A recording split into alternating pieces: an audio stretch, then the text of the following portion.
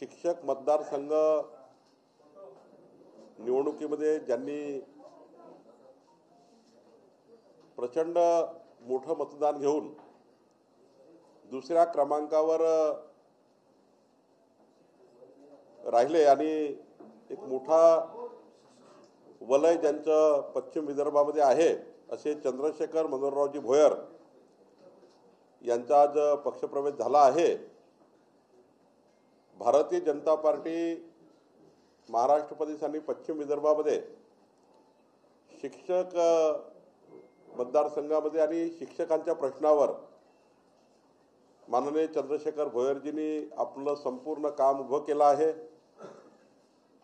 चंद्रशेखर भोयर हे अत्यंत युवा तडफदार आणि अहोरात्र मेहनत करणारे एक प्रचंड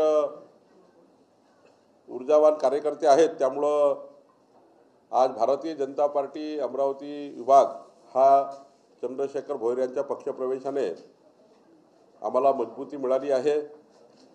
सोबतच आमचे अकोला जिल्ह्याचे अध्यक्ष जे शिक्षक महासंघ आहे जे चंद्रशेखर भोयर सोबत काम करतात असे नितीनराव नानोटे आणि गोपाळराव सांगुनवणे हे शहराध्यक्ष अकोल्याचे शिक्षक महासंघाचे, तसंच जिल्ह्याचे वाशिम जिल्ह्याचे जे शिक्षक महासंघ आहे तेथील राम देशमुखजी, मंगलसिंग सोनाजी डाबेरावजी आणि आदिवासी संघटना आमची जी आहे जी कर्मचारी संघटना आहे त्याचे सर्व हे मंगलसिंगजी प्रमुख आहेत। प्रमोदजी राठोड गोर बंजारा संघटनेचे प्रमुख आहे। आज पश्चिम विदर्भामध्ये माननीय संजय कुटेजी यांच्या उपस्थितीमध्ये आणि खास करून आमचे सर्व आमदार आहेत, प्रवीण पोटेजी, माननीय प्रताप अडसरजी, माननीय तायडेजी, माननीय आपले या ठिकाणी वानखेडेजी, यावलकरजी, या सर्वांनी खूप प्रयत्न केले। आमच्या केवलराम काडेजी, आमचे सर्व अमरावती विभागातले आमदार यांची अपेक्षा होती, इच्छा होती की चंद्रशेखर मनोहरराव भोयर हे पक्षामध्ये यावे। आज सर्वांनी सामूहिक प्रयत्न केले आणि आमच्या सर्व आमदारांनी अमरावती विभागाच्या एक मोठा त्या ठिकाणी यश मिळवलं की चंद्रशेखर भोयर यांना पक्षामध्ये आणून पक्ष संघटना मजबूत करण्याचा एक मोठा प्रयत्न केला। या ठिकाणी मी आपल्या माननीय माजी मुख्यमंत्री अशोकराव चव्हाण साहेब राज्यसभा सदस्य आहेत, त्यांनी मागच्या वेळी काँग्रेसमधून भाजपमध्ये पक्षप्रवेश करताना एक सुतोवा केलं होतं की महाराष्ट्रामध्ये भारतीय जनता पार्टी मजबूत करण्याकरता अशोकराव चव्हाण साहेबांच्या सोबत काम करणारा जो मोठा वर्ग आहे त्या वर्गालाही भारतीय जनता पार्टीमध्ये टप्प्याटप्प्याने त्या ठिकाणी आणण्याचा प्रयत्न होईल। आणि मला या ठिकाणी अभिमान आहे की आमच्या श्रीजाताई चव्हाण आमदार यांनी माननीय अशोकरावजींच्या सूचनेप्रमाणे या ठिकाणी सुमनताई अग्रवाल, आराधना जाधव, प्रीतीताई जयस्वाल, धनश्री महाडी, कविता कटकधोंड, कमलताई सरोदे, नेहा भुसावळे, अविनाश गायकवाड, रवींद्र पवार, सुभाष काचकुंडे, गोविंद गडंबे, रमेश जाधव, वसंत महागावकर, देवीदास वाघमारे, दत्ताराव जाधव, बहिर्जी जाधव, नवनाथ पंचाळ आणि मोठ्या प्रमाणावर आमच्या या ठिकाणी ताकदवान आमच्या महाराष्ट्राच्या ठाणेपासून तर बसमतपर्यंत आमच्या मोठ्या प्रमाणावर आमच्या बहिणी, आमच्या लाडक्या बहिणी आज काँग्रेसमधनं हा काँग्रेसच्या राज्यस्तरावरच्या आमच्या नेत्या आहेत। काँग्रेसच्या राज्यस्तरावरच्या नेत्या असल्यामुळं आणि काँग्रेसला मोठं त्यांनी आतापर्यंत योगदान दिलं, पण आज भाजपाच्या नेत्या त्या झालेल्या आहेत आणि भाजपाला मोठं यश या ठिकाणी मिळणार आहे। भाजपाची संघटना मजबूत होणार आहे। आमचा चित्राताई वाघ यांच्या नेतृत्वातला महिला मोर्चा मजबूत होणार आहे आणि खरं तर मोदीजीच्या संकल्पनेमध्ये जो विकसित भारत आहे आणि जो मोदीजींनी म्हटलं आहे की आमच्या बहिणीशिवाय विकसित भारत होऊ शकत नाही, विकसित महाराष्ट्र होऊ शकत नाही, तो संकल्प घेऊन आज आमच्या श्रीजाताई चव्हाण यांनी आमच्या लाडक्या बहिणींना आमच्या पक्षामध्ये आणलेला आहे। मी आमच्या सर्व बहिणींचं आमच्या पक्षामध्ये आपल्या पक्षामध्ये स्वागत करतो आणि आश्वस्त करतो की चंद्रशेखरजी भोयर हे शिक्षक संघटनेमध्ये राज्यामध्ये काम करतील। आमचे पुढच्या काळामध्ये पश्चिम विदर्भातही काम बघतील, पण राज्यामध्ये संघटनेचं काम करतील आमच्या या ठिकाणी अग्रवालताई असतील, जयस्वालताई असतील, याही सुद्धा भाजपमध्ये चांगलं काम करतील। आणि शेवटी आपला सर्वांचा हेतू काय आहे तर महाराष्ट्राच्या 14 कोटी जनतेच्या समाजाच्या शेवटच्या व्यक्तीच्या कल्याणाकरता भारतीय जनता पार्टीच्या सरकारच्या माध्यमातून देवेंद्रजींच्या नेतृत्वातलं सरकार, आपलं सरकार, जे सरकार आपलं समाजाकरता आहे त्या समाजाच्या कल्याणाकरता सरकारच्या योजनेचा पाठपुरावा करून समाजाला ती योजना मिळवून देणे आणि समाजातल्या वेगवेगळ्या पद्धतीच्या 18 पगड जाती 12 बोलतेदार समाजाला पक्षाशी जोडणे हा जो आपला हेतू आहे।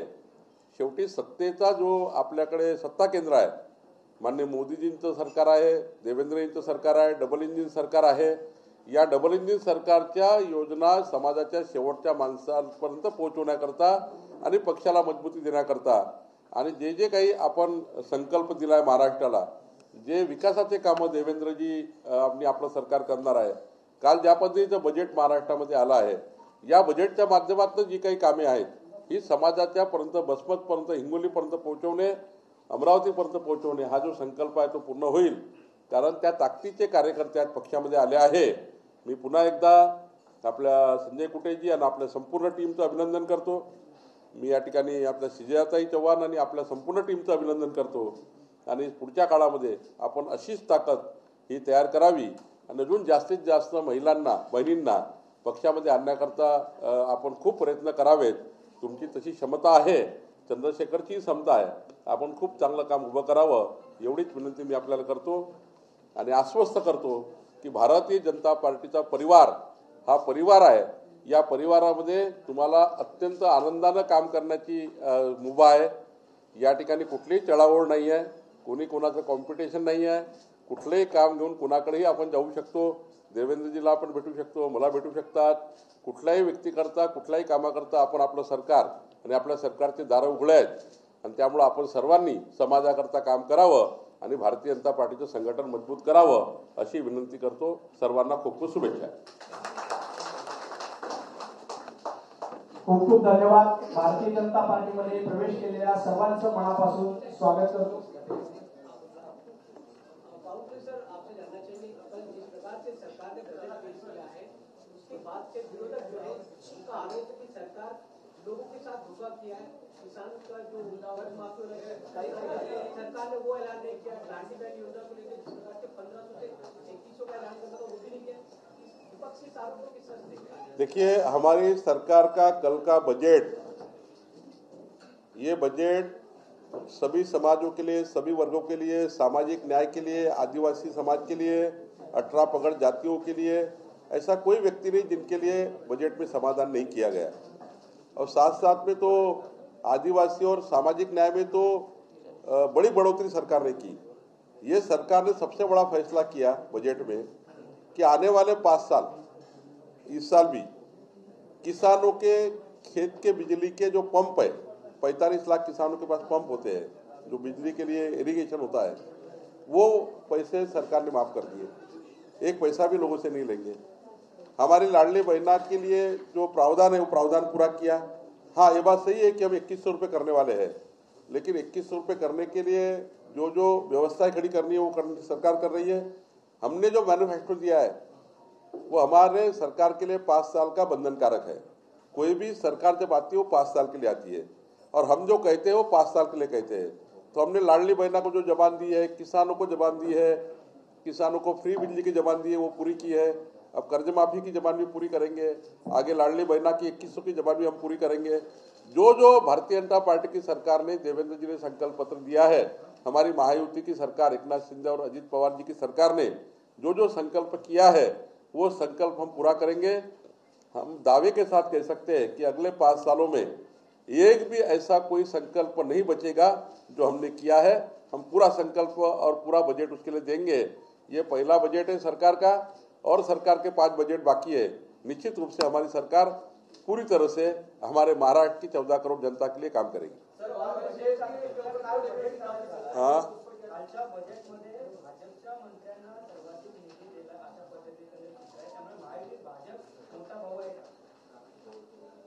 परसेप्शन तयार करता है। जी जी खाती आहेत त्या खात्यानुसार बजेट जातं आणि जी जी खाते त्या ठिकाणी जसं महसूल आहे, आता आमच्या महसुलाचं पैसे जमा करावे लागतं लोकांकडनं, म्हणजे रेव्हन्यू खाता आहे. मला तर काही बजेट, आम्हाला बजेट नसतं, असं नसतं. ज्या ज्या खात्याला जे बजेट द्यावं लागतं, PWDला द्यावं लागतं, इरिगेशनला द्यावं लागतं, जे जे खाते ज्यांच्या वाट्यात आहे. आता इरिगेशनचे डेव्हलपमेंट आपण नदीजोड प्रकल्प करणार आहोत, PWDचे रोड बांधणारच आहोत. जे जे खाते ज्यांच्याकडे आहे त्या खात्यांना त्यांनी केलेली मागणी, ज्या खात्यांनी जी मागणी केली होती वित्तमंत्र्याकडे, अजितदादा पवारांच्या खात्याकडे, शेवटी बजेट हे माननीय अजितदादा प्रिपेअर करतात, मग ते देवेंद्रजी आणि एकनाथ शिंदेजी बसून ते अंतिम करतात. कोणतेही बजेट काही एकटं कोणी होत नाही. आमचं सरकार तीनही म्हणून बजेट तयार केलं आहे आणि या बजेटमध्ये ज्या ज्या खात्याच्या जेवढ्या मागण्या होत्या त्या मागण्या मला वाटतं अजित पवारांनी पूर्ण केल्या आहेत. काही योजनांना निधी दिला गेला नाही, यामध्ये अन्नदाता शिधा आहे, याशिवाय शिवभोजन थाळी असेल, याच्यासाठी नव्याने निधीची तरतूद नाही आहे, त्यामुळे योजना बंद करण्याचं वाटतं. कोणतीही योजना राज्यात बंद होणार नाही. माननीय देवेंद्रजींनी आपल्याला एक नाही 4 वेळा सांगितलं आहे. सरकार म्हणून मी सांगतो आहे, देवेंद्र फडणवीसजींचं सरकार, आमचं सरकार कुठलीही योजना बंद करणार नाही. उलट जुलैच्या बजेटमध्ये पुरवणी मागणी येऊ शकतं, नागपूरच्या हिवाळी अधिवेशनात पुरवणी मागणी येऊ शकतं, पुरवणी मागणी टाकता येतं आणि केव्हाही बजेट घेता येतं. इस समय दिल्ली में सदन चल रहा है और राहुल गांधी ने एक बार फिर वोटिंग लिस्ट का मुद्दा उठाया है और कहा है कि सदन में इस पर चर्चा हो. राहुल गांधी इस मांग किस तरह वोटिंग लिस्ट को लेकर सवाल उठाया राहुल गांधी ने. राहुल गांधी कोई भी स्तर पे चर्चा करे तो उसके लिए हम तैयार हैं. वो अगर चौपाल लगाते, चौपाल में आने को तैयार है हम लोग. वो अगर मुंबई में आते तो मुंबई में आने को तैयार है. और वैसे ही ये मुद्दा जो है सदन का नहीं है, चुनाव आयोग का मुद्दा है. कोई भी वोटिंग लिस्ट को प्रिपेयर करना, नाम डिलीट करना, एडिशन करना, डिलीशन करना, ये सारा काम होता है चुनाव आयोग के पास. और चुनाव आयोग के पास जो जो भी शंकाएं राहुल गांधी ने व्यक्त की थी, वो सारी शंकाओं का उत्तर, रिप्लाई चुनाव आयोग ने किया है. अब वो पॉलिटिकल मुद्दा बनना चाहते हैं. जब आपको चुनाव आयोग कहता है कि आप आ जाइए, आप बता दीजिए क्या सही क्या झूठ है, वहाँ नहीं जाना है, वहाँ नहीं जाना है. चुनाव आयोग के रिप्लाई के ऊपर आप सुप्रीम कोर्ट जा सकते हैं और कहीं जा सकते हैं. वो नहीं करना है, पॉलिटिकल बातें करनी है. मेरा सवाल ये है कि आप चुनाव हार गए हो, अगले सवाल की तैयारी करिए. देखिए, चुनाव हारने के बाद जैसा हम लोकसभा में चुनाव हार गए महाराष्ट्र में, हम चुप बैठे. हमने चुनाव की हार को स्वीकार किया, हमारी गलतियां हमने ढूंढी, लोकसभा में हुई गलतियां, और हमने सुधार की. 4 महीने में फिर हम विधानसभा में सामने गए, हमारी गलतियों को सुधार करके हम जनता में गए. हमारी सरकार ने अच्छा काम किया और जनता ने हमको मैंडेट दे दिया. देखिए, जब कोई मैंडेट नहीं मिलता है तो आज व्यक्ति ने सीखना चाहिए कि मुझे क्यों कुछ नहीं मिला है. तो सीखने से व्यक्ति आगे जाता है. तो राहुल गांधी अभी भी वो मशीन में अटके हुए हैं, वो होर्स में अटके हुए हैं. देश की डेवलपमेंट की बात रखना नहीं चाहते क्योंकि इनके स्वभाव में ही नहीं है. कभी राहुल गांधी के कोई भी आज तक के कोई भी स्पीच में देश का डेवलपमेंट ये होना चाहिए, ये अपोजिशन पार्टी करके सूचनाएं जो सरकार को देनी चाहिए. कभी राहुल गांधी ने आज तक मोदी जी के साथ बैठकर मोदी जी को अच्छे सुझाव दिए. अपोजिशन पार्टी के पास भी बहुत मटेरियल होता है, अच्छे सुझाव दे सकती है. कोई भी अपोजिशन पार्टी का काम होता है कि सरकार को सुझाव दे. लेकिन रोज पॉलिटिक्स, रोज सवेरे यहाँ पे जो बातें होती है, डेवलपमेंट की बात होनी चाहिए. सरकार बनती है तो 5 साल के लिए बनती है. आज मोदी जी की सरकार स्थिर है, हमारी सरकार स्थिर है. अपोजिशन से हमारा कहना यह है कि ये फालतू की बातें और बवंडर खड़ा ना करे, विकास पे आए, विकास की बात करे और महाराष्ट्र को, देश की जनता को आगे लेके जाने के लिए मदद करे.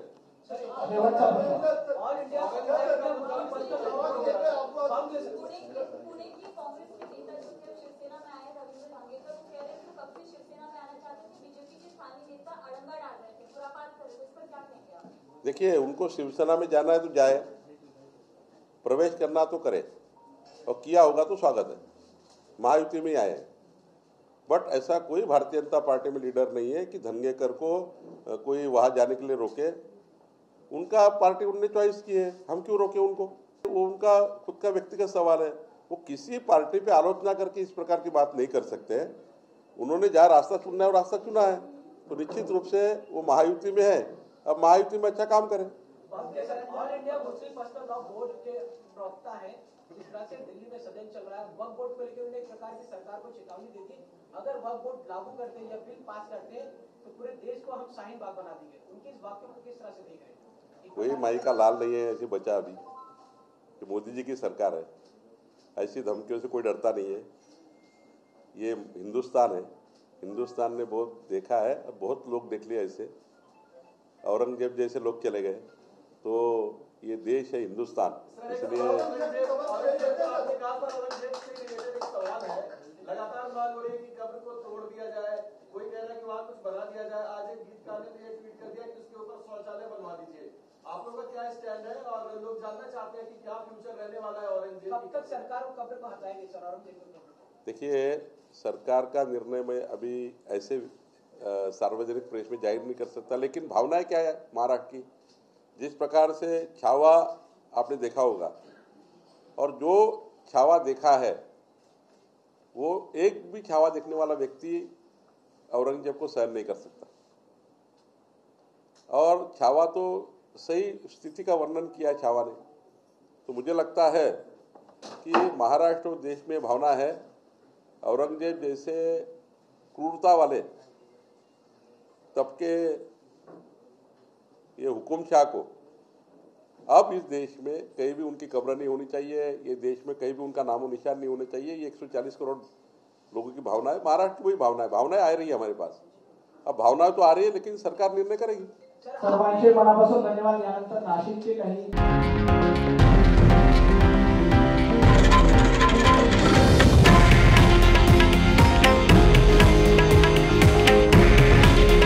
हे आहे देशातील नंबर 1 न्यूज नेटवर्क आणि आपण पाहत आहात TV9 मराठी।